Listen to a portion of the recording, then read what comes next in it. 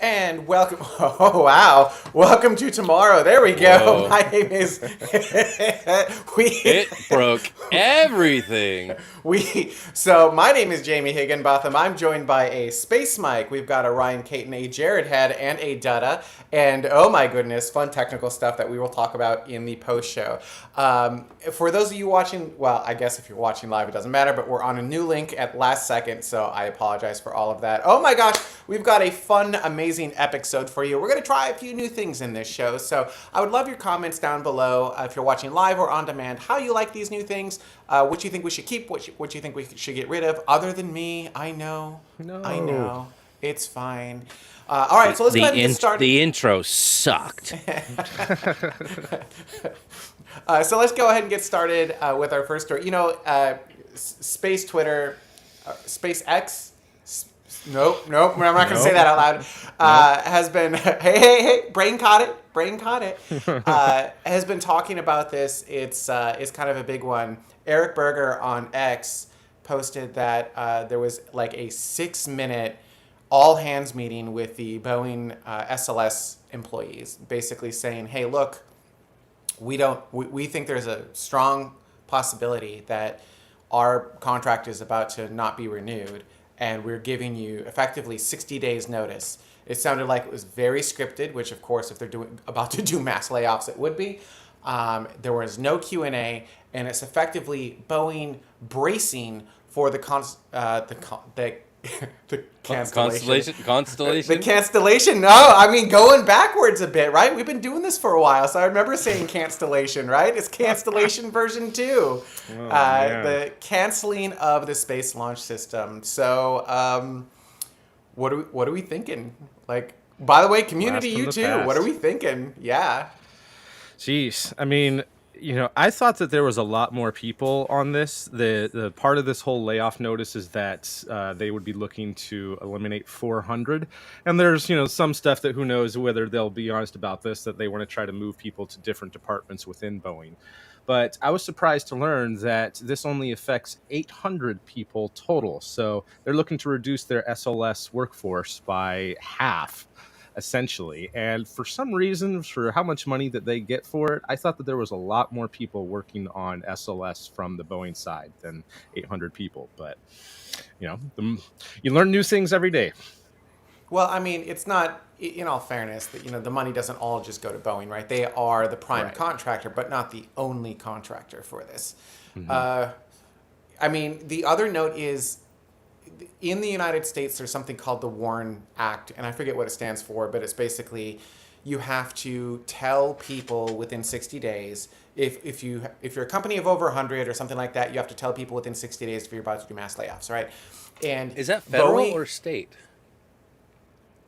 I don't know. I have no idea. So someone look that up. Dear Google. I was under the impression that was a state legislation. Maybe we'll look that up. Department of Labor. Well, which may not be there. So sorry. It's possible that they are just reading tea leaves, but don't actually have information. Well, they probably have some information, but they may not know, right? Because it's possible that the White House. Have you seen news? Yeah, but I mean, do you think? I mean, okay, so this is part of it, right? Where what do we think is going to happen with the space program, the NASA space program specifically? Do we think the White House is going to gut it, or do we think this is one of those things that they don't want to touch because they want a legacy? I could see both, right? So I think they're going to want to touch it because they want the legacy. Go into that. I don't understand. All eggs in one basket because we've got buddies in office. I see, maybe, but if we're eliminating waste and there's lots of fraud, maybe I don't think it's difficult to put those pieces together. I think my point on this one is, they may not know yet, but they know that their contract is coming up in, March, end of March. And so they're probably wanting to put themselves in a position where if they need to lay off a bunch of people, they've already started the stopwatch, right? And if the White House says, no, you can keep the space launch system, or if Congress says, no, you can't kill this, because it is an act of Congress, not the White House at the end of the day, right? It's fun. The purse is controlled by Congress, not by the White House. So laws have been shown to not matter, though, recently. So I think they're just prepping for the possibility of that happening. And if it doesn't happen, then they go, okay, you're all fine, but we gave you the notice. Mm-hmm. This could definitely be spun in a couple of different ways. I mean, this could be, Boeing at an attempt that even if SLS doesn't get canceled, that, we're trying to, have a leaner program and do things more affordably and efficiently, blah, blah, blah. Could also be done a whole separate way of Artemis doesn't get canceled and, hey, we just laid off half of our workforce who works on it. So we need extra appropriations in order to be able to comply with the mandate of being able to reach targets. So, I mean, this could work out a couple of different ways. There are, the chat room is kind of anti-Boeing here, which is so trendy right now. But Drew D says the fact is the SLS layoffs are a good thing. It's time to save money from that project. Okay, but is losing a super heavy launch capability a good thing? Have we lost a super heavy launch capability? I mean, if we get, well, not yet, but if we cancel Space Launch System. Well, no, I'm just saying, if we cancel Space Launch System, we would be losing a super heavy launcher. Yeah, it's launched. It is absolutely launched. It has another 2 launches on the books, right? Yeah, it's launched. It's delivered a payload to its intended target, and it did so successfully. Wait, am I the one that has to defend Boeing? Am I going to have to take the defend? Are you putting me into a corner where I have to defend Boeing? Is that what's happening? Was that payload anywhere near payload capacity? So it was an experimental launch, right? It wasn't an operational launch, and that's sure.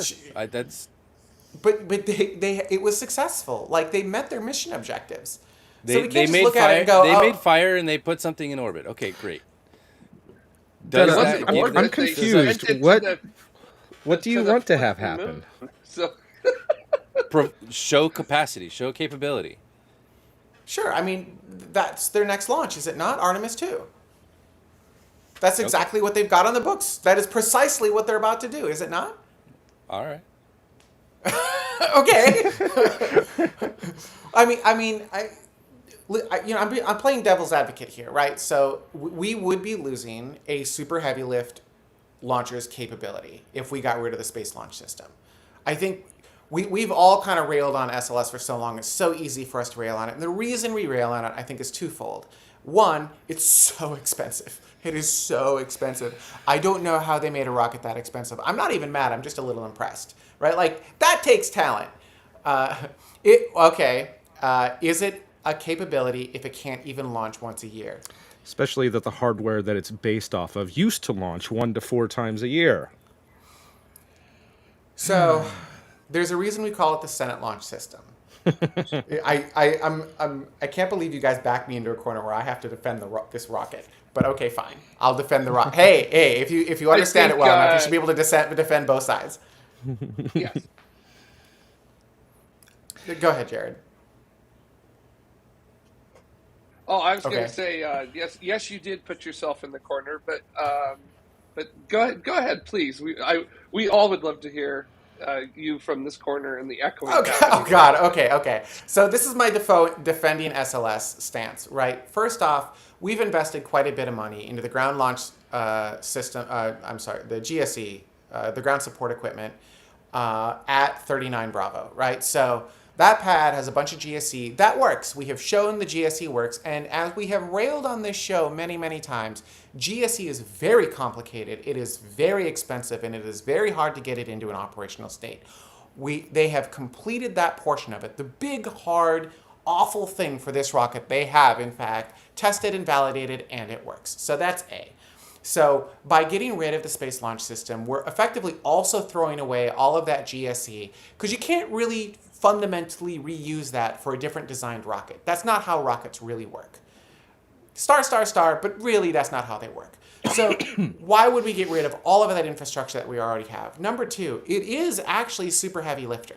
It can bring a fantastical amount of payload to the moon if we wanted to. It can bring humans to the moon. It is designed for deeper space exploration than just the International Space Station.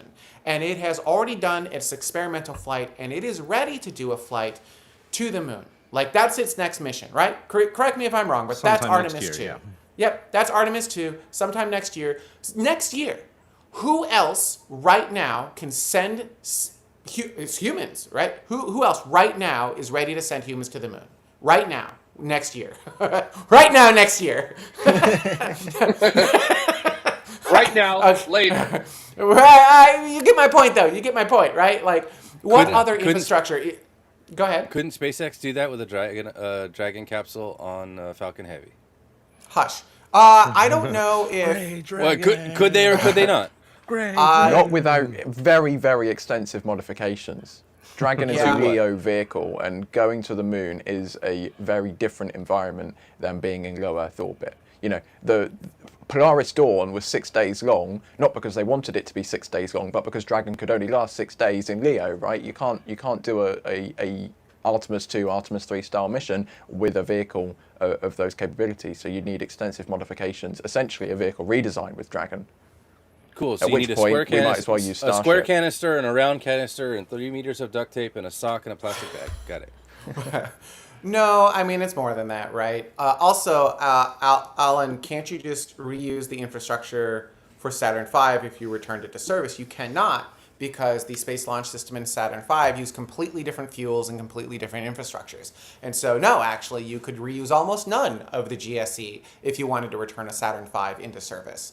So you wouldn't be able to stand a Saturn V on the same pad. On 39B?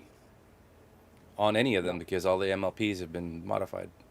Oh, okay. Well, yeah, that's the point, right? So all the whole other infrastructure thing. would have to change, right? So we've got a rocket that's next year ready to fly humans to the moon. I don't think there's another rocket that far along, right?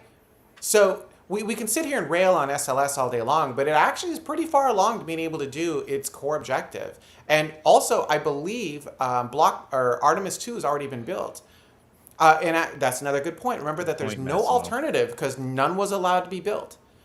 So I know as a group we don't like it because of cost. We don't like it because it wasn't built and designed by engineers. It was built and designed by Congress. We don't like it because its flight cadence isn't high enough. We don't like it because it's not reusable. I know. I hear you. I feel you. But again, no one's this close. So is now the right time to cancel the program? That's my argument. I feel like they've done a really great job of, kind of trying to have a little bit of insurance by starting the stacking so much for Artemis 2 so that you have so many people looking into the sunk cost fallacy of we've already spent so much on this, we've already put so much work into this, it would be, almost criminal to not, proceed forward with at least one or two more. And as far as I know, we only have hardware for Artemis 2 and Artemis 3. They might have started for smaller components for Artemis 4, but I believe it's only the next two that they actually built stuff on, with the second one, getting closer to its full integration. Well, according to Arve, Artemis 2 is being stacked now, right? Yep. So, we're pretty far along. It feels like a weird time to cancel the program.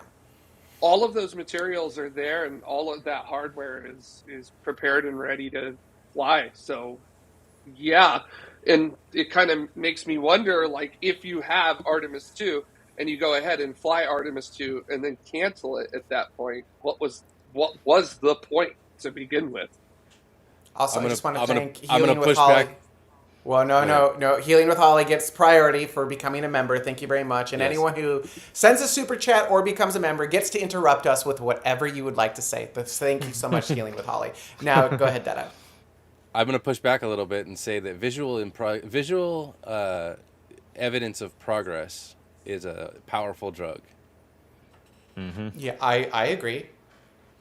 also like just being and feeling cool, right? I think we Jared's at a he's got a Big W pass. for Starlink. Hey, we're trying stuff. Also, everyone think thin thoughts. Get in here. All right. Then this is actually the next problem, which is, do we trust the Orion heat shield? That's a whole separate issue. Who wants to talk on the Orion heat shield? Let me tackle that a little bit. Does it have a shelf life? That's no not the idea. problem. That's classified information. I mean, here's the thing. So much money has been spent on SLS, and yes, a lot has gone into it, but let's not pretend that there hasn't been equally as much money that has gone into Orion, and it just has problem after problem after problem, and has been part of why this whole program has been delayed for so long. It's not just the SLS rocket. The SLS rocket should be easy. It's a redesign of already existing hardware, but let's not pretend either that we had such a really awesome program in terms of efficiency with our money during the shuttle program. There was lots of shady stuff going on with that as well. Welcome back, Jared.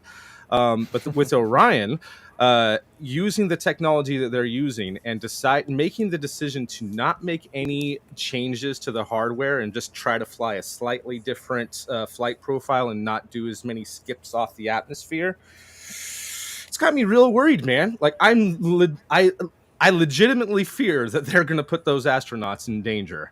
I mean, the whole thing is risky for sure. That's why astronauts are heroes, and we give them so much respect. But I am not okay with the decisions that they have made on this. Like, if we were going to keep this thing, I would rather them take another couple of years to get that sorted out, which they plan on doing anyway for Artemis 3 and beyond if we do keep these, but they can't survive, Mike. They cannot survive another couple of years. The program will, if that is the case, if that's the argument, like we need to delay a couple more years, the program's dead. Yeah. Right? I don't think Americans are going, like, Doge is going to come through and be like, nope, whoosh. We've already spent half as much money as we spent, adjusting for inflation, on the entire Apollo lunar landing program to get so far one flight, and in a longer time period than the Apollo program.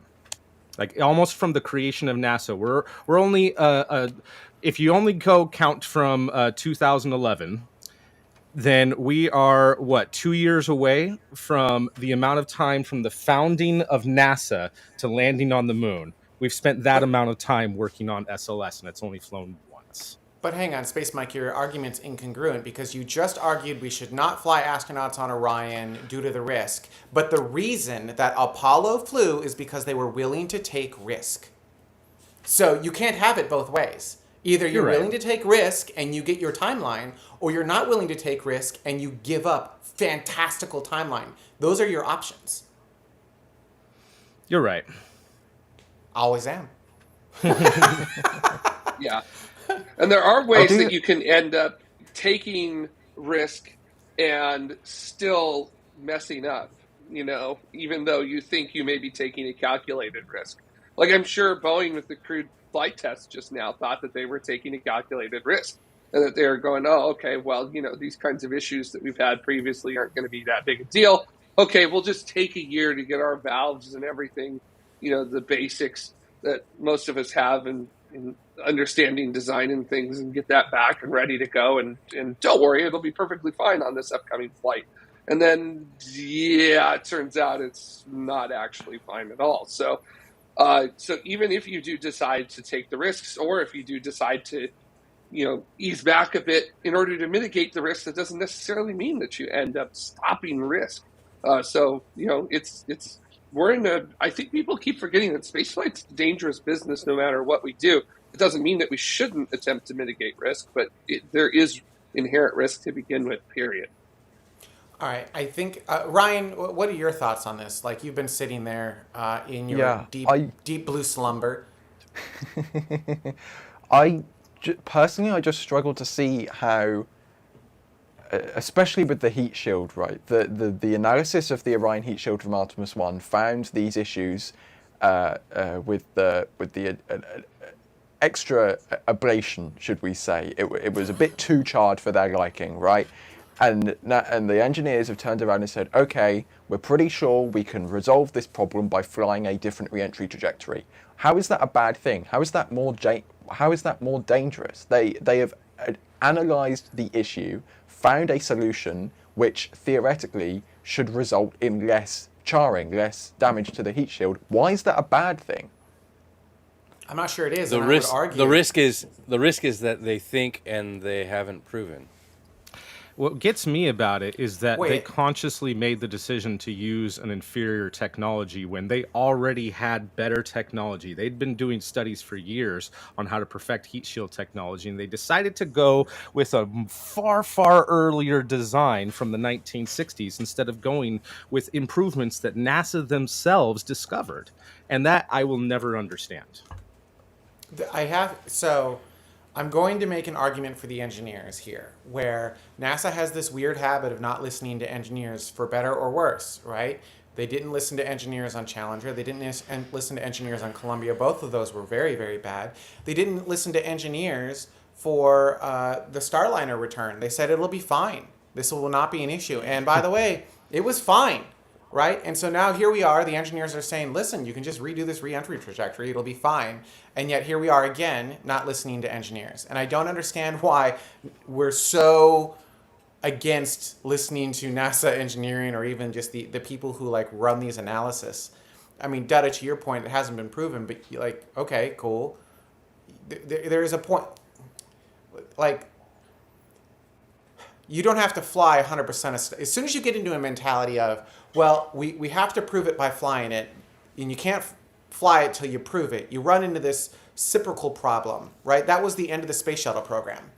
And it feels like that's what you're saying? Like, no, my disagreement with that is that if you the things that the engineering decisions that they make along the way will be proven by flight.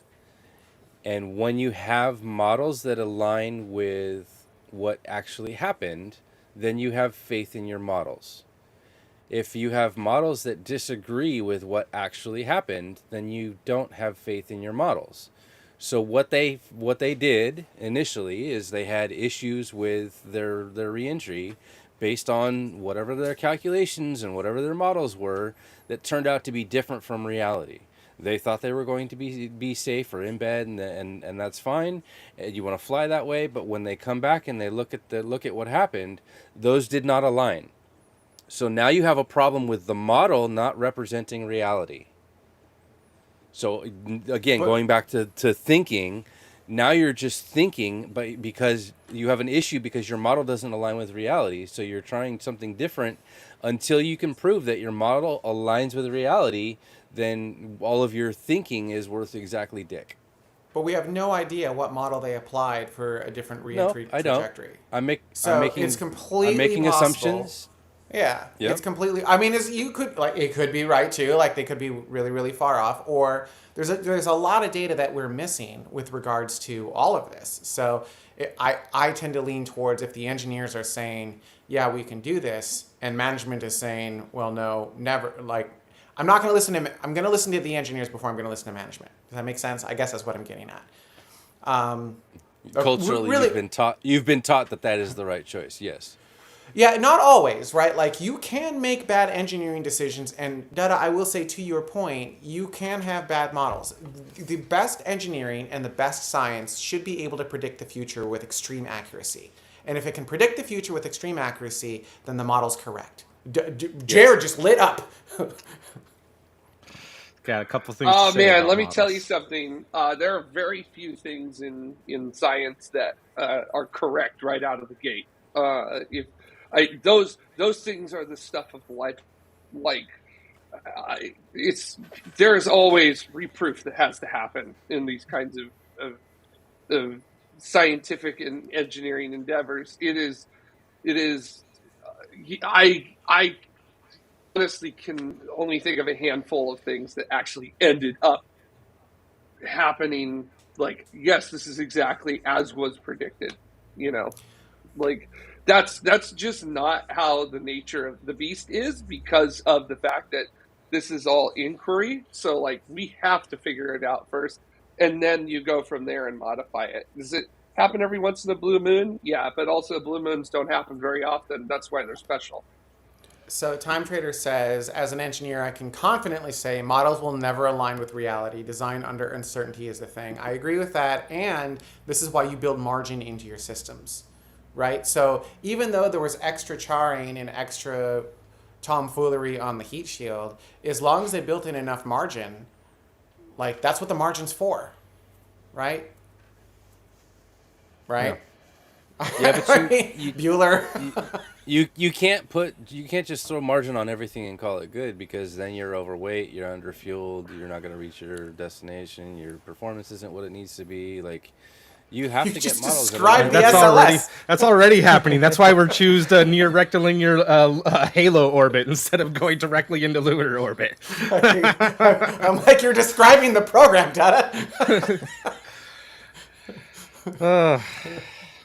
All right, let's. I would love to actually get the community's thoughts on what's going to happen here, because, you know, we don't know the future of the Space Launch System. So we've created a little poll, and the way this is going to work is you can answer in the chat room. You can answer, I believe, both on YouTube or on X by using the following hashtags. So in the poll, we have got, the poll is, will SLS be canceled?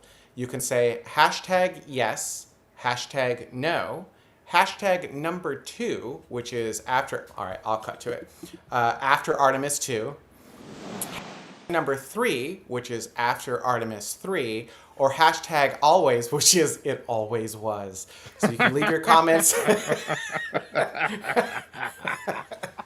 You can leave your comments below. Yeah, so if you think SLS is dead, in order for you to vote, you have to use the hashtag. Hashtag yes for yes, hashtag no for no, hashtag number 2 for Artemis 2, hashtag number 3 for after Artemis 3, and hashtag always for always was.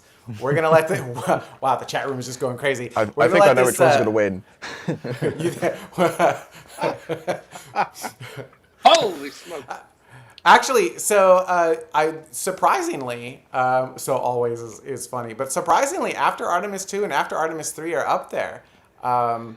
So I figured a lot more of the community thought it was going to be canceled right now, but like a lot of you think it's going to fly at least through Artemis 2 or Artemis. Actually, right now, Artemis 3 is the winner, which, man, that's a gamble. That's a gamble, right? All right, I'm gonna so this will keep tallying results. So we're just gonna we'll head back to, just us for a minute. Like keep voting in the chat rooms on X or in the, and then we can come back to that in a little bit. I guess the next question is to the group: and we kind of cover this a little bit, but should SLS be canceled? Eventually. Well, okay. Let me reword this question. Ryan, what? When do you think SLS should be canceled? Because every program should eventually be replaced with something bigger and better, right? Yeah. I am going to say Artemis 3 should be the last flight of SLS, in my opinion, because I think Artemis 3 is sufficiently in the future. If we start now, we'll have enough time to develop replacement vehicles commercially. Starship will be becoming more mature. New Glenn will be becoming more mature. You know, we'll have various vehicles from other companies becoming more mature by that point. And we're talking like 2028, 2029, 2030. So we're talking, 5 or so years in the future now. So that would be if I was Congress, that would be my sole decision. I have to wonder then, what was the point of all of this? Jobs program. Excuse me. Sorry, choking. Something in your throat there, Space Mike. Yeah, sorry about that. Like, if I understand space shuttle is, let's go back. I understand the purpose of the Mercury program was to execute steps to getting to the moon. So we had specific goals, specific targets in mind, and we developed the vehicles to support those and the mission profiles that use those vehicles to the greatest extent to learn the most that we possibly could on a very, very short timeline. And once we were done with Mercury, okay, the next logical step, okay, Gemini. Now we had very specific targets and very specific goals, and we accomplished all of those. We encountered problems along the way, and we discovered how to fix those problems and resolve our issues. And then we kept going until we were done with all the lessons that we needed to learn for that. And then Apollo, and we had deliberate steps, and each mission took 1 or 2 steps. Like we had a specific target in mind, and the end of the program, maybe we didn't have an actual end of the program in sight, but when we got to 17, they're like, yeah, okay, we've done enough. And shuttle had an ongoing mission, and yeah, we probably should have had something in place prior to canceling it, but it turns out it takes longer to develop a new rocket system, launch system, than everybody thought. But like, what is the point if after only 3 missions, that haven't accomplished what they've set out to do, we're canceling this launch system? What did the mission set out to do? What did they originally set out to do, I guess, is the next question. Wasn't it moon base, going to the moon? I mean, Artemis 2 will go to the moon. Once? An Apollo 8 style mission. I mean, sure, but I mean, and then Artemis 3 goes back to the moon, doesn't it? I mean, does that not meet... Go ahead, Space Mike. There was a time where they were doing studies on just figuring out what to even do with the SLS. I feel like we had a lot better, to kind of piggyback on what Dad is saying, we had a lot better defined goal with steps with Constellation. And, Constellation, say what you want about it, at least we had a clear goal in mind of going back to the moon, getting a little bit of practice and doing stuff there, going to asteroids. We got to do that anyway for planetary defense and maybe some mining, and then onward to Mars. And there was not exactly clear goals, but there was at least milestones, and we're trying to reach these goals, and we'll add new milestones along the way to make this a reality. And ever since 2011, I mean, I'll never forget the frustration that Charlie Bolden had of just being so despondent that the Congress, elected to have this Senate launch system, and they had literally just canceled it with after the Augustine Commission, swapping out a couple of engines and a few components to go from Ares 5 to SLS. And they didn't have a clear goal. And even the goal for SLS has changed a couple of times. Initially, when they were making announcements about it under Obama, the whole thing was NASA ARM and going to an asteroid redirect mission or asteroid retrieval mission. That whole thing got canceled. And then they put out these studies of, okay, well, what should we do with this big old rocket? Until finally coming across the whole, okay, we're going to call this the Artemis program now. But let's not forget that the whole idea for Artemis didn't come until 5 years after contracts had already been awarded for SLS.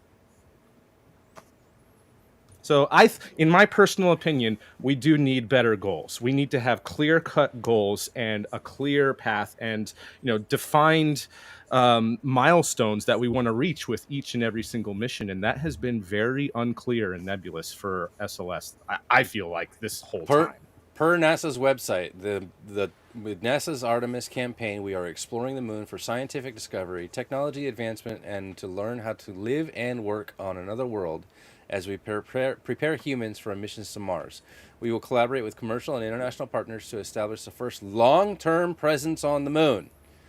NASA will land the first woman, first person of color, and the first international partner astronaut on the moon using innovative technologies to explore more of the lunar surface than ever before. That does not say, oh, we did it, we're done. And they've got 4 missions outlined here. Artemis 4 debuts humanity's first lunar space station, a larger, more powerful version of the SLS rocket, and a new mobile launcher. That is not done in 3 missions. So then I guess the next question is, does Artemis die with the Space Launch System, or does it just transfer rockets? Right? Because Artemis could live on while SLS dies. I 100% agree with that. Right? Because we've got multiple super heavy lift launchers.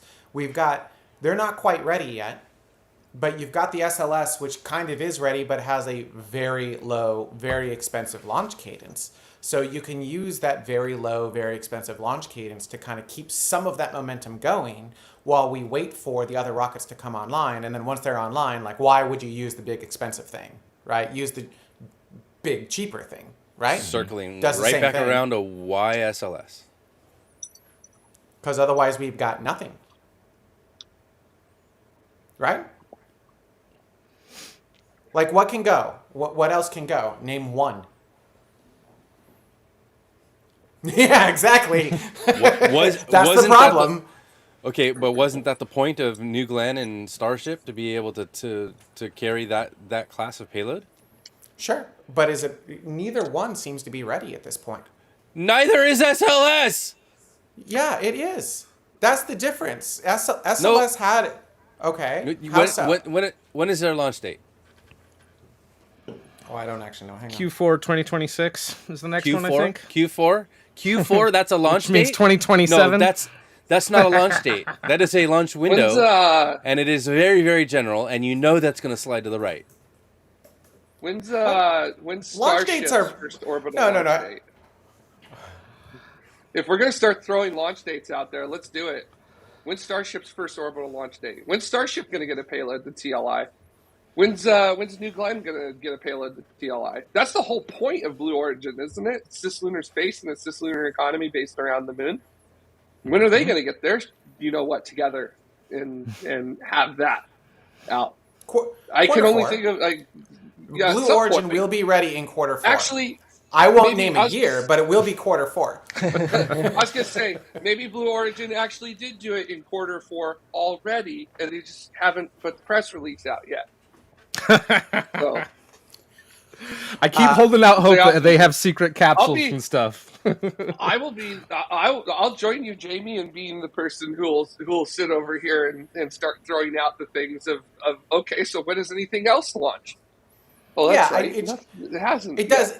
Yeah, it does feel a little hypocritical. Listen, I am not a fan of SLS. I know I'm sitting in the corner of trying to defend it, but it feels a little hypocritical to be like, oh well, blah blah blah launch dates. It's like, to what Jared said, yeah, okay. I don't like Exhibit A is New Glenn. They just made orbit. I don't like saying it. I hate having to point things like this out. It sucks. So, but it is what it is.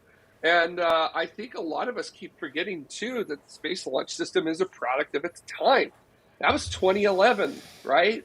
How many Falcon 9s had flown in 2011, right? So, this is where hang on. So this is where you're going to get David Willis and all of the SLS fanboys pissed off, because they're going to tell you that SLS is not Constellation. It is a different program. It is a different rocket, and it was not born. It was born in 2017 or whenever they think SLS was born. They are right. It's actually the NLS, which was started in 1994. Yeah, I was going to say me and Mike have always made that argument together about the National Launch System actually being the Space Launch System, because if you look at the designs and everything, it's literally the exact same thing. The National Launch System was they literally had developed a program called the Space Transportation Main Engine, which was to take the Space Shuttle main engine and turn it into a simplified, expendable version of itself, just like the RS-25E that is going to fly on the Space Launch System as well. Come on, this is a cut, copy, clear program that just happened 20 years before they even started the Space Launch System, which, I'm sorry, it started on paper, at least in 2011, because that's when the name was put out there first. So I honestly don't care what Twitter people have to say about stuff when it comes to the actual paperwork. Put down does a rose by paperwork trumps Twitter? Okay. Hey. Does a rose by any other name still smell as sweet? I love that even those of us who are desperately trying to defend SLS, we're all don't like it so much. We're just like, yeah, I know. And guys, I know. Can we talk about J2X and Exploration Upper Stage for a minute? I'm still upset about that. This whole project is about that too. Okay, so now Listen, here's my honest, actual thoughts of me not trying to defend a program that I don't believe in. Yet we need to cancel it immediately. I am not a fan of sunk cost fallacy, right? Like, we've sunk so much money into this thing. Screw the GSE. Get rid of this stupid rocket. It does not make any sense. I actually fundamentally agree with everything Doug has said. But, you know, there are two sides to every coin. And if you understand the issue, you should be able to argue the opposite side. Hopefully I did a compelling job in making you believe that I believed in the SLS. I do not. Not even a little. That program is a jobs program, and it is stupid. You weren't fooling anyone. Isn't everyone's favorite ship in Star Trek the USS Sunk Cost Fallacy? Like, that's my personal favorite, if you ask me. So, Time Trader says Starship makes even less sense. Starship is not really coming out of taxpayer dollars here, right? There are some contracts that they have that in order for the taxpayers to pay for, milestones must be met. But if those milestones are not met... Well, you definitely would like to meet those milestones so that way you can have some money. So right, but it's not cost plus contracts, right? So, you know... No, that's why... Only on tomorrow can we hear rocket chains shake. Have we beaten this topic to death? We've talked for like 40 minutes on this topic. Are we done with this topic? No, I'm surprised SLS still exists. Right? Oh yeah, we're back to this. I was wrong. It does not automatically update. So anyone who didn't get to vote, maybe it's you know, hang on, you have to go to it and then it reads the past chat and updates based on that. Yeah. So it looks like the after Artemis 2. Most of the chat room thinks after Artemis 2, the next, like, more than 50% of you think it's happening after Artemis 2 or Artemis 3. I'm very surprised. I mean, rock on chat room, but like, yeah, I really thought most of you were gonna be like, yeah, it's gonna be canceled. Interesting. Don't Panic VU says the only bad thing about canceling an SLS is that the money will never be transferred to other space programs. Also, the Congress of tomorrow has come to a decision. Yes. All right. And that's part of the problem with Congress designing is you don't have forward-thinking design technology that you are building up for the next thing. This is still pulling off of a shuttle from the 70s. Sorry, guys. Excuse me for just one moment. Continue. And we've lost Space Mike. He's going outside. All right, well, we've lost Space Mike. We need a palate cleanser. I feel Ryan, like we have talked about Space Launch System for as long as Space Launch System has been around. So we've been around since 2008, Jared. Like, we've had a minute. A lot of these like long-term programs where you're like, oh my God, I can't even fathom when that's going to make it to, you know, whatever planet. And like, we watched the launch and now we're like, oh, hey, it made it to the planet. Ryan, time for a palate cleanser. I think it's time for you to try to stump the Tomorrow crew. Obviously, you won't be able to stump me, so as best you can. Yeah. Okay. Let's go. Let's go. Let's go. Are we going to go to the side by side? There we go. Right. All right. Sit back up. Got to do this properly, everyone. Got to do this properly. Do it properly. Okay. Yeah. So take it seriously. Take it seriously. This is very serious seriously. business. Very seriously. Very serious. Yeah. So the question is, which of the following was more successful?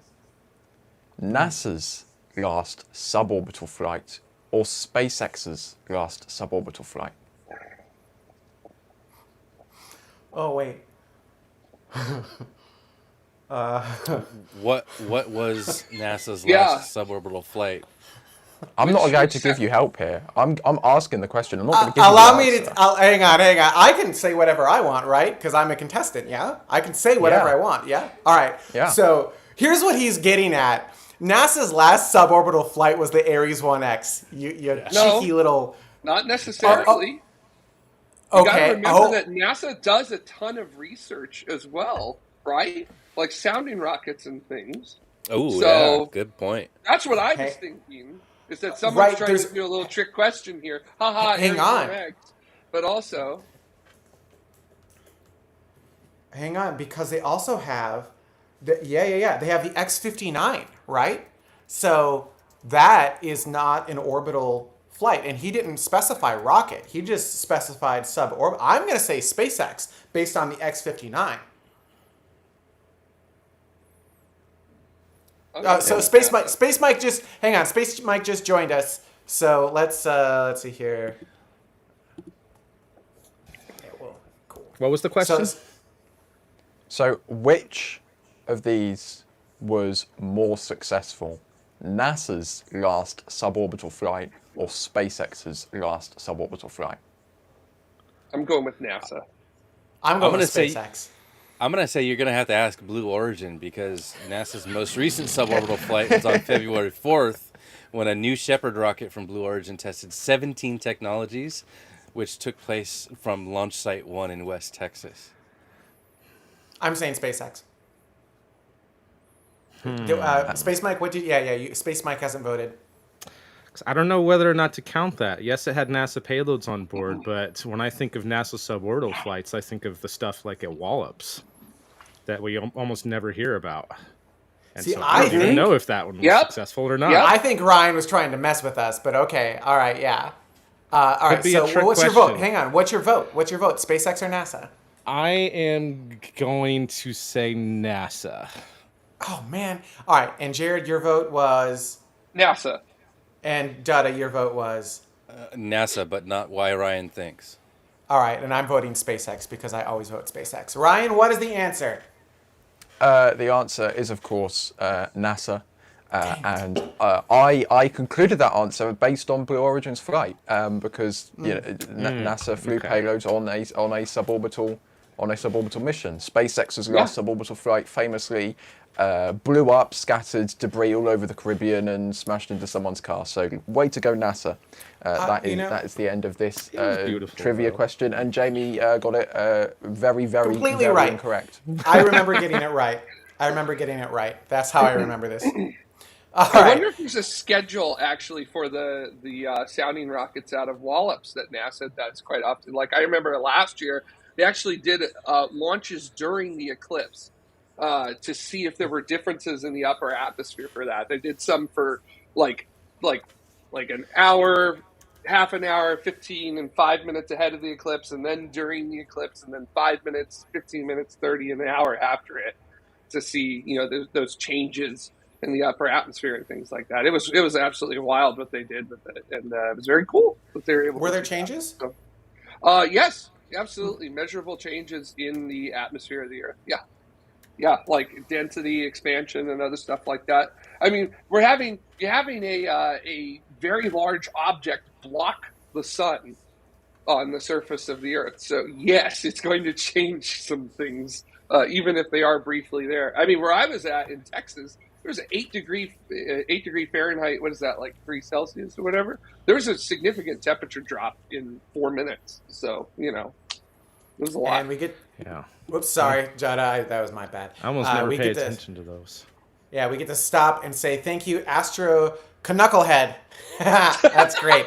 For becoming a member. Again, the fastest and easiest way to stop our train of thought and add chaos to the show is to become a member or to super chat, because we will stop everything basically as midstream as we can. And thank you for making that happen. All right, I think it's time to move on to the imminent destruction of the planet. No, that's when Nibiru hits in a couple of years. So 2024 YR4 is just a dry run, Jamie. So it's the distraction one, right? Right? Is that how this works? Yeah. So what's going? It's one of the leader ones, right? Last week we talked about this, and it was at 1.4% chance hitting Earth, and you were like, "I'm confident that this percentage is going to go down. This is a non-issue. Don't worry about it." And so what happened? So what happened is what we were talking about earlier, which is that your initial predictions in science are very rarely ever correct. So full circle. Look at that. Yeah. Wow. It's bringing like beginning parts of the show to the end part of the show. I love it. I gotta say, it's almost like nature is. 2024 YR4 is a asteroid that was discovered in late December of last year. It's somewhere on the order, we think it's probably about 50 to 60 meters across, roughly. It is a asteroid that has the potential for hitting the Earth.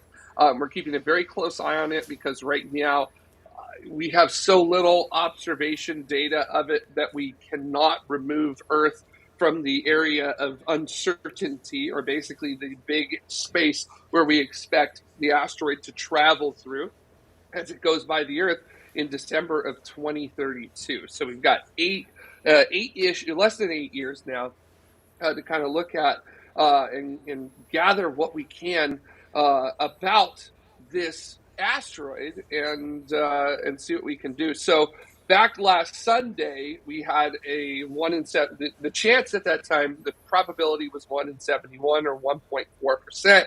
Throughout the week, it has actually increased, which is, I don't want to say like unexpected, but also like, look at that. There it goes up. Yesterday, it was at its peak, which was 1 in 42 chance, or a 2.4% chance of hitting the Earth. Today, it's dropped just a little bit, but it's still elevated compared to where it was for our last show. Today, it's a 1 in 45 chance, which is 2.2%. So I guess we're up almost a full percent on where we were last week. But it's important to remember that we still have observations to do. We have notified Bruce Willis. He's retired. So he's unfortunately not going to be helping Fly us out. SLS, right? See, this is why we have SLS, Dada. For this. Maximum, fair enough. That's why we built it. If Obviously. SLS saves us all, I'll never say a bad thing about it again. Totally worth it. Yeah, what a hero. Yeah, just when we needed it most. So at the moment, we can't really rule out an impact event at the moment.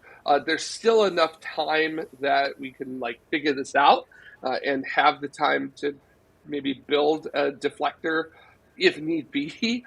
Basically build a dark mission and hit it really hard with enough time out. So we're gonna kind of have to do this. The really big issue with it is that this is not a big asteroid, and asteroids are really dark. If you go out and you look at the tarmac of the road, imagine something that's 4 to 5 times darker than that, and that's what we're trying to look at from millions of kilometers away. So yeah, this is really tough. We really only have about 6 to 8 weeks left for observations, even with the biggest telescopes here on Earth, and even then we're still having issues seeing it because of how far away it is, and how small and how dark it is, because that's just the nature of asteroids. They're dark. So yeah, and by the way, just to let everybody know, this is not to scale. Oh my God, it's totally to scale. Look at that. That's an extinction. That's a planet hitting our planet. That would blow the crust off and all the way down to the mantle at that point. That would destroy the Earth even before impact. Just the gravitational field ripping us apart. It just wouldn't end well. Yeah, this is not... That's bigger than our moon. We have to create a ring system of our oceans first. That is Mars hitting Earth, is what that is. Gracious. Wait, no, it doesn't hit Earth. It goes inside of Earth. Yeah, it's quantum technology. It's just going to phase right through. We absorb the asteroid. Jared, there's nothing to worry about. Look at it's just jelly. It's just going to go straight into Earth. Everybody, get out there. It'll keep on going. It'll survive us all. It's out of phase with our dimension. That's what we didn't realize. That's why it's so hard to see. Oh, okay. All right. Yeah, I'll get on writing that proposal paper right now, and I'm sure it will be accepted. A case for quantum telescopes. But by the way, this actually, I don't know where this simulation came from, but this actually is pretty close to the actual areas it would impact on the Earth. We're talking going all the way from India to the west through the Middle East, through Africa, into the Atlantic Ocean, just off of South America there. So that's your potential impact area here on the Earth. And just to emphasize this is about 60. We think it's about 60 meters, and it if it were to hit, this is what we call a city killer. So basically, anything within a 50-kilometer radius would be obliterated by it. And if it were to land in the ocean, it's actually not big enough to generate a tsunami of substantial size. Obviously, it would still make waves that would be a couple meters in height, either at both the western shores of South America, or the eastern shores of South America, and the western shores of Africa. But it wouldn't be something that would, if it were to hit in the middle of nowhere, it wouldn't this is not going to end all life on Earth, or this isn't going to cause a nuclear winter or anything like that. But obviously still, we don't want this to hit. We want to prevent it from hitting the Earth if we can. Because one, it's just good to do that, right? Thanks, Jared, for really? We don't want it to hit Earth? And two, thank goodness I watched this show.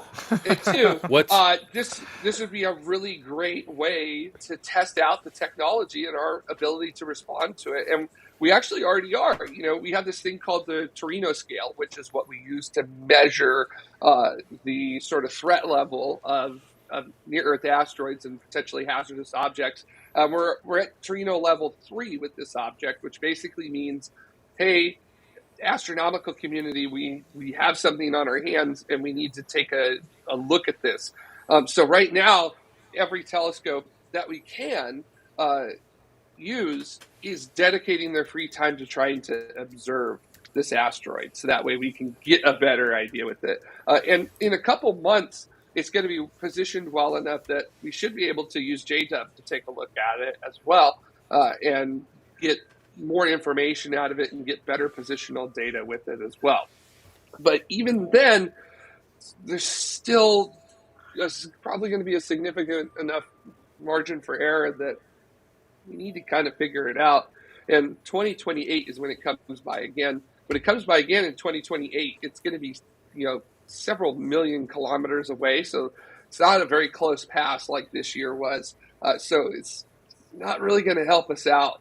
So this is an interesting situation that's happening right now. It's definitely not.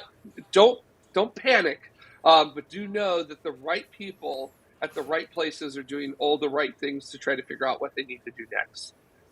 Jared, and can we send up a giant parachute like a solar sail to slow it down?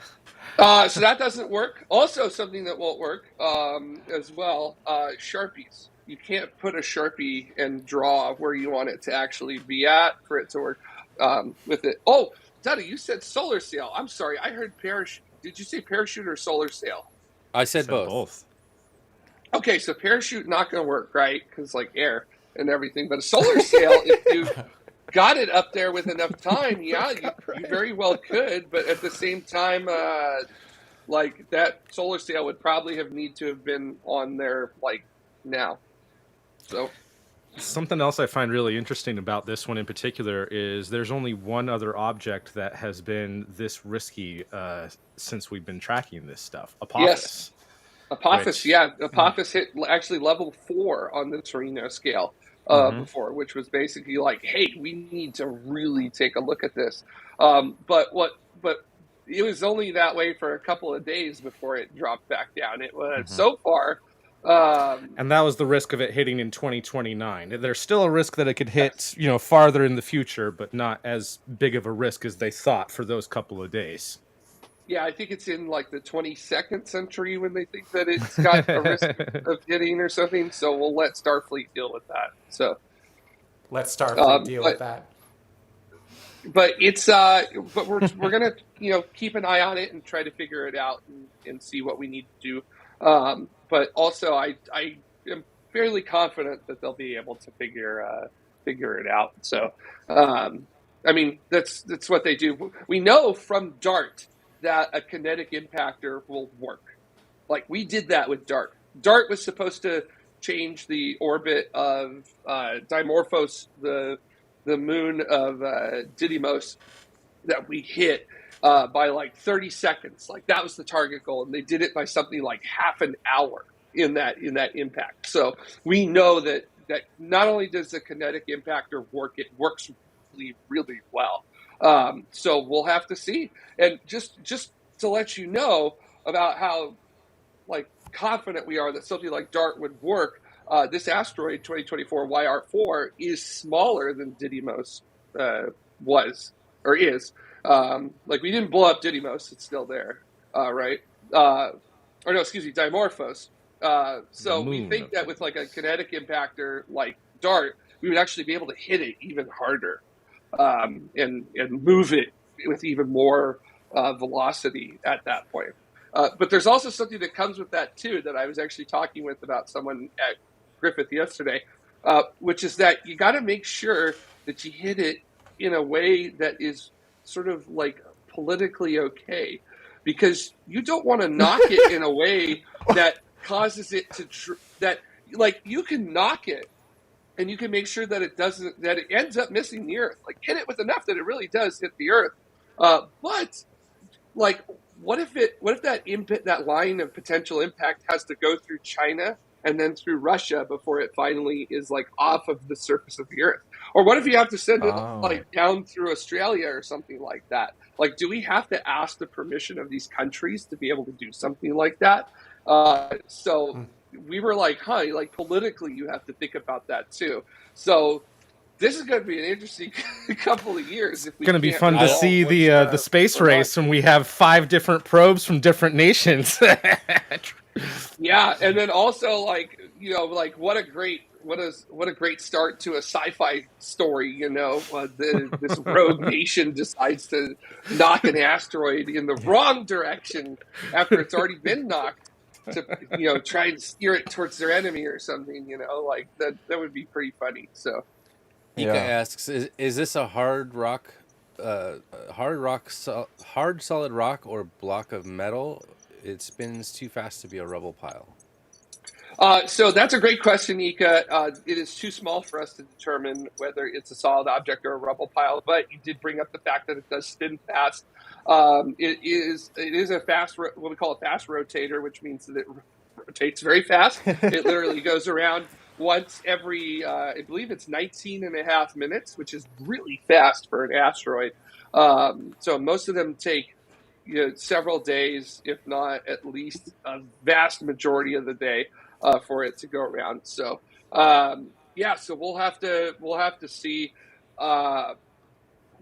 J-Dub may be able to look at it and figure that out, but right now we don't know, just because of the fact that it's outbound and it's tiny and it's really tough to tell. We do know that looking at the way the light curve is, or basically how much light we see coming from it as it's rotating, we do have a solid guess that it is actually elongated, so that it's not like a spherical shape. It's actually maybe sort of like a baguette or something like that. That's really the only shape I could think of to describe it as.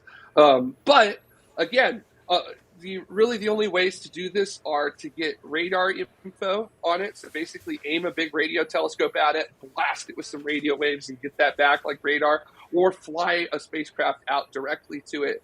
And as I was told by a coworker yesterday, the only time that it's going to get close enough to get radar data from it will be when it is inbound in 2032.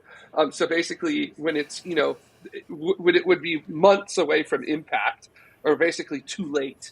And if you want to fly something direct with it, then, you gotta launch that to actually go get it. And I mean, I think we could do it if we really wanted to, but that requires the political will to pull that off. So you gotta figure it out.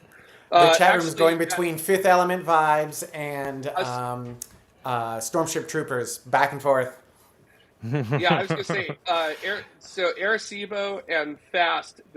So Arecibo was pretty big, right? It was what, 1,000 feet across, and then Fast, which is in China, their massive radio telescope that they have, those are still not big enough because of the fact that this is such a small object. This is 60 meters. This is not big. This is not even the size of a soccer field, or excuse me, football field, or excuse me, football pitch. This is really tough to find. So yeah, we gotta, there's a lot of work that needs to be done. That's why everybody who can is doing the work right now to try to knock everything down as best we can. And I will say that people have already put in papers, or proposals, and have had them approved for time on JDub. So it's not like, oh, we might point JDub at it and see what we can get. No, that time has been set aside, and we are going to do observation of it. So that will hopefully give us better ideas to what it's made out of, better ideas to what shape it is, better idea of its size, and better idea of its position as well. That will really help out. So probably going to have to wait until later this year for the statistics to get a bit better. I am curious what the community thinks with regards to, will Asteroid 2024 YR4 hit the planet? Your options for this particular poll, by the way, we've never tried running two polls in the same show, so this might epically fail.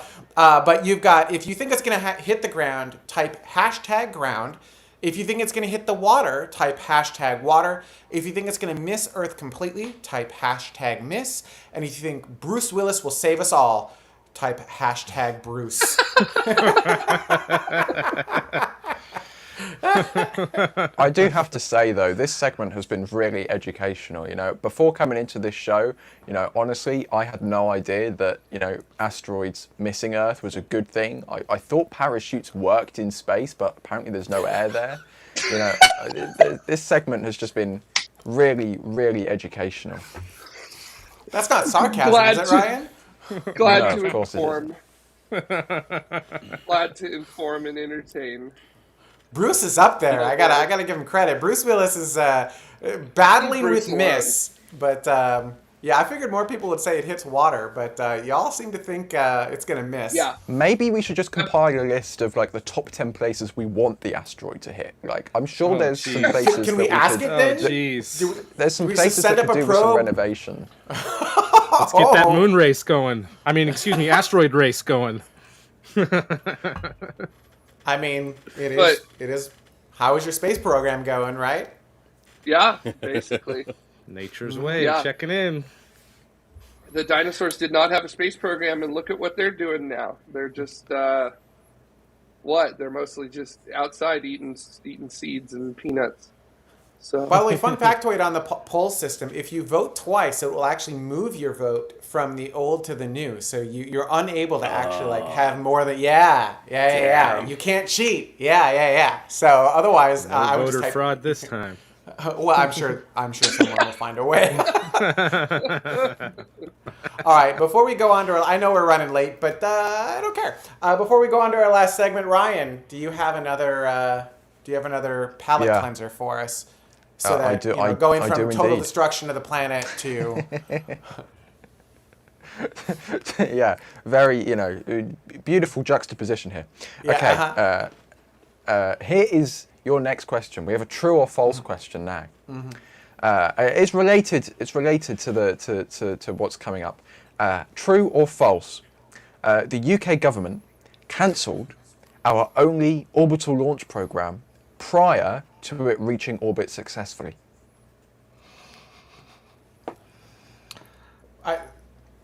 Did it not reach orbit successfully? Isn't that false? Because I thought it did reach orbit, and then they canceled it. I'm going to say true. It seems like something. It seems like something Europe would do. So I'm going to say true. I'm going to say false, just because if I recall correctly, it really was. It did make orbit, and then they canceled it. By the way, the trivia slate down below is a good idea. I'm going to say true, just to be... All right, so Space Mike, you say false. Jared, you say false, right? Dutta, You say... I'm not sure. I'm gonna say false because I thought I know we didn't get to orbit, but I thought we still had an active. This does not bode well for me. Ryan's over there all like, what you talking about? Yeah, I mean, it wasn't launched from England, if I recall correctly. It was it launched from Australia, or I can't remember. Numero. Ryan, what's the answer? So, you are all correct in the sense that it was cancelled. Okay. Its final flight was successful, and that was its only successful flight. It was indeed launched from Woomera in Australia. It delivered a satellite into orbit. However, its launch date was in October of 1971, and it was cancelled in July of 1971, which makes the UK the only country to cancel its orbital launch capability and then have an orbital launch capability. Wait. So I am right by technicality. Yes. I got one. The My score favorite- is You're also 1-1. technicality. So Unless I'm confusing that with Blue Streak, didn't it use laughing gas as one of its fuels? I can't remember, but the kind of Air Force space program at that time they had some very funny chemicals. Oh, right. you want to talk about funny chemicals? Read the book Ignition. oh yeah. Get your running shoes on, baby. All right, Yes, I think that's a good one. Let's close. And I think that question Chlorine brings us pentafluoride. into our last update, does it not, Ryan? Yeah, so basically there has been a huge amount. There was the easiest way to explain this is in the UK, Parliament has different committees focused on different subjects.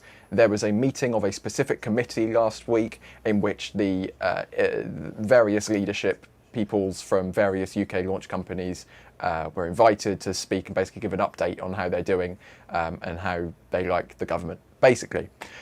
So there are various people. I'll run through the list very quickly. But first up was SaxaVord.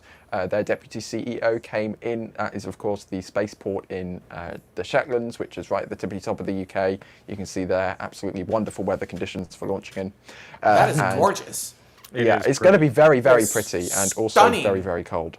Yeah. It's going to give Rocket Lab's Launchpad a run for its money. I mean, Yeah. it's no Tagashima Space Center in Japan, but it's still pretty. I love that there's ancient ruins and rocks nearby. Anyway, we're interrupting though. Sorry. Oh, Continue, are Ryan. there? That's cool. You can see them. Look, there's little ruins right there in the footage, right next to Whoa, where they're what is- building satellite integration facilities. That's so crazy. What was Right by that? the road the Romans built. So that plot of land we were looking at a moment ago, but that is where the integration hangar currently is, or is being constructed. They say it's going to be finished before the beginning of July, and they're going to have 2 rocket halls, overhead cranes, clean rooms, offices, and they are, fingers crossed, hoping to finish another pad, a second launch pad by the summer, and they want to put another 2 hangars in and a third pad, and I quote, soon. So that's pretty exciting. In the foreseeable future, this spaceport is going to have theoretically 3 launch pads, 3 integration hangars, tons of clean rooms. So they're going to be able to support various launch companies. RFA, that's their pad right there. They're the first company to have a pad there, but we've got Skarora, we've got High Impulse, we've got all these other companies who, as a matter of fact, also attended this event here in Parliament. We also had Orbex. Their CEO came along as well. They are now saying they're targeting Q4 for launch, which following Berger's law means next year. And they are hoping their launch license will arrive on time from the CAA. If only we had anyone here who had any experience with waiting for launch licenses from the Civil Aviation Authority. But there we go. Don't hold your breath. Yeah. But essentially, Orbex is saying they moved. If you remember, a few weeks ago they announced they were moving from Sutherland to SaxaVord. Essentially, SaxaVord spaceport already exists, so it's cheaper for them to build a launch pad there than to develop their own spaceport in Sutherland. And to make money, they need to launch. So once they reach their launch capacity at SaxaVord, they'll then spool up their second spaceport in Sutherland. Basically, they need to spend less money because they need to get launching as soon as possible to make money, so then they can pay for all of these other things. We also They need to make an easier way to get stuff to that location. That is a good point. I know, massive motorway maybe. I don't know. The locals might be. Ferry station. Monorail. Escalators. I mean, yeah. Undersea hyperloop. RFA, their chief commercial or something officer, Jorn Sperman, was also in attendance. Was very, very purposeful in not mentioning any sort of net date. So we'll just have to wait and see when their next booster actually arrives at the spaceport for testing. Obviously, that video we were just watching, a few days after that test, they conducted another test and the booster was no more after an anomaly with one of their engines. Skyrora, their head of government affairs, was also in attendance. They say their net date of their first orbital flight, well, that wasn't mentioned. However, their next suborbital flight is never earlier than the summer. So fingers crossed that should be the final suborbital flight in their test program before they move on to their fully orbital vehicle, which is going to be exciting to see. That will also be their first flight out of SaxaVord. And speaking of the CAA, I thought there was this golden quote from Skyrora here. Let's have a look through here. Where was it? Okay. This is the final suborbital launch in their program prior to moving on to orbital launches. Quote, "We went to Iceland to launch the suborbital vehicles because we got tired of waiting for the CAA. Their license has been delayed by the CAA on multiple occasions. The CAA is doing it for the first time. We appreciate that, but in every attempt for us to sit down and engage with them up until this point, we haven't really managed to get there." And they also say getting the license will be an enormous achievement. Since 2019, we have been working on this case. So I don't know. Maybe some familiar feelings there from Skyrora. You know, if they want to move, I bet they could launch out of Wallops just fine. We got some pads over here in the U.S. We know how to issue launch licenses. Wonderful. Just saying.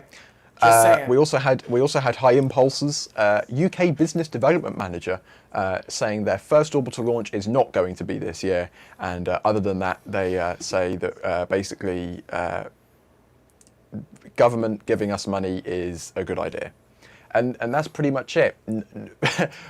It's a lot of kind of what we knew before, but it was nice to actually hear it like now, because a lot of the previous updates, the information hasn't changed too much, but the date of the information being given is helpful, because a lot of these companies, we hadn't heard stuff for a long time, so then you kind of like, where actually are they in their process up until the launch? So it's nice to hear, okay, you're not ready to fly orbital yet, but at least you are targeting a suborbital launch for this year.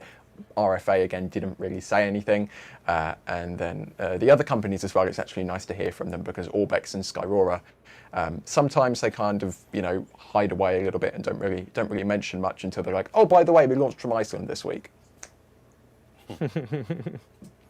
So we also have a poll here for this one, which is, I did change the poll based on Ryan's ask, which is who's going to launch to orbit first? And then your options are hashtag Orbex, hashtag RFA, hashtag Skyrora, hashtag High Impulse, which is HY, and then Impulse, and then hashtag A4 for Artemis 4. I think this is very unfair. Are you saying that Artemis 4 is going to be ready first? I've seen some A4s in the chat room already. That's hilarious. Virgin Orbit. Ouch, ouch, ouch, ouch, ouch. That was ding. We'll let this sit here for a moment. How is this even actually a concept? Like, come on, guys. It's obviously Artemis 4. A4. You have so little faith in us. Here's a potential. If your civil aviation authority would ever approve anything, then you could actually get somewhere. Here's Not bankrupt every company that tries. Here's a plot twist that will either slow this all down or speed it all up. The Shetland Islands, where SaxaVord spaceport is, has been talking about potentially doing a Brexit of their own and separating, because they have lots of oil nearby and they don't get the type of dividends that they're supposed to get, and lots of other BS political stuff that, you know, they get screwed over on. And it makes me wonder, if they were to be serious about it and actually become their own sovereign island, would that actually speed up the process, or would that slow everything down because they now have to create everything from scratch? I don't know. And to be honest, I don't know how serious it is. Yeah.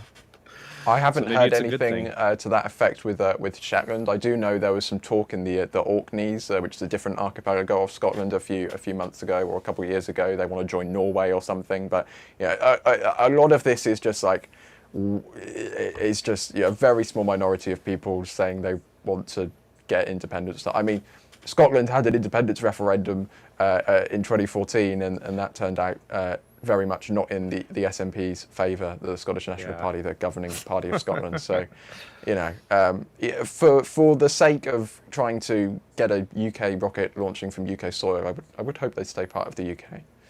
Well, I have a more important question for you, Ryan. If given the opportunity, would you relocate to be closer to this spaceport if things actually get ramped up? Or would you, at the very least, try to get one of the little archipelago island rocks nearby, call it Ye Old Craggy Rock or something like that, to set up a camera from to film stuff? It's a good question. I haven't really looked into it. I'd be very interesting to see how the cost of living difference is, because especially in the south where I am, it's London is of course the most expensive place to live. I don't know if it just gets continuously cheaper as you go further up north, or whether the fact that it is an island archipelago, like miles off the coast, whether that has a big difference, because obviously everything has to be shipped or flown there. So that's actually an interesting thing to look at. I just see that Chris from NASA Spaceflight showed up, but I don't remember us talking. Oh, we were talking about trains, actually. I was like, we weren't talking about trains. How did he hear? How did he know to show up? You said You said monorail 3 times. I said monorail. It counts. Yeah. Yeah. I understand now. We did say shuttle a lot earlier as well. Yes, but we didn't say Atlantis. It's specifically Atlantis or trains. Those are the two trigger words. That there is a piece of space-time fabric that directly connects to Chris, that we'll call him into whatever show says Atlantis or trains. Just for those who don't know, that's how that works. So when you buy when you buy the square meter plot of land in Scotland to become a lord, is that anywhere near this? You could set up a camera and your square foot plot. I think that might be what's the word? Nonsense.